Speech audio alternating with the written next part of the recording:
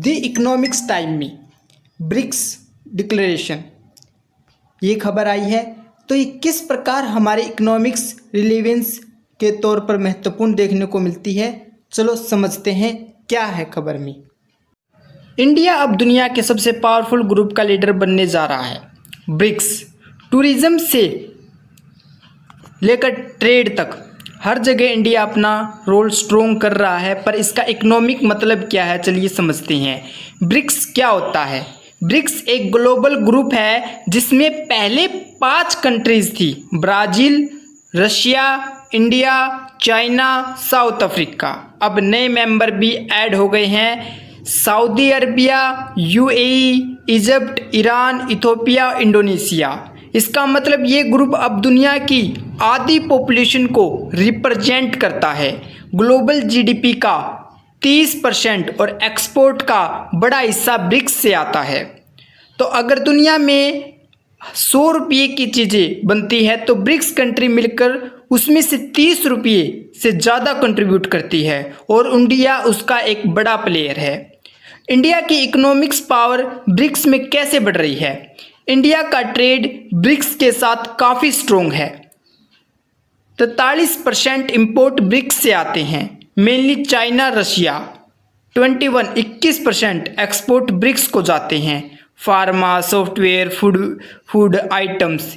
India की GDP growth सबसे तेज़ रही है ब्रिक्स में, एक्सेप्ट इथियोपिया।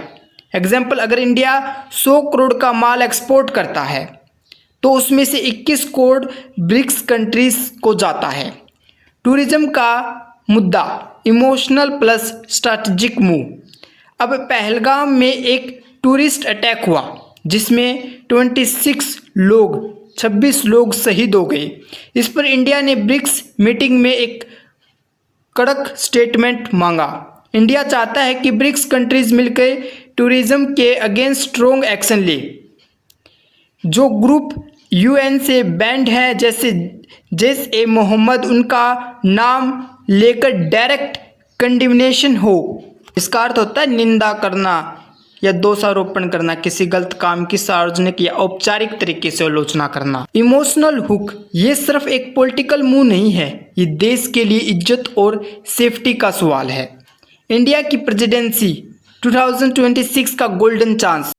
2026 में इंडिया ब्रिक्स का प्रेसिडेंट बनेगा। ये मौका है अपनी लीडरशिप दिखाने का। इंडिया क्या करना चाहता है? एंटी टेरर पॉलिसी बनाना ब्रिक्स लेवल पर, ब्रिक्स स्टार्टअप फोरम लॉन्च करना, यूथ और इनोवेशन को प्रमोट करना, ट्रेड को डाइवर्सिफाई करना, चाइना के अलावा दूसरी ब्रिक्स कंट्रीज से भी इंपोर्ट एक्सपोर्ट बढ़ाना। एग्जाम्पल, अगर इंडिया ब्रिक्स स्टार्टअप फोरम बनाता है तो इंडिया स्टार्टअप को Saudi Arabia, Brazil, south Africa में बिजनेस एक्सपेंड करने का मौका मिलेगा।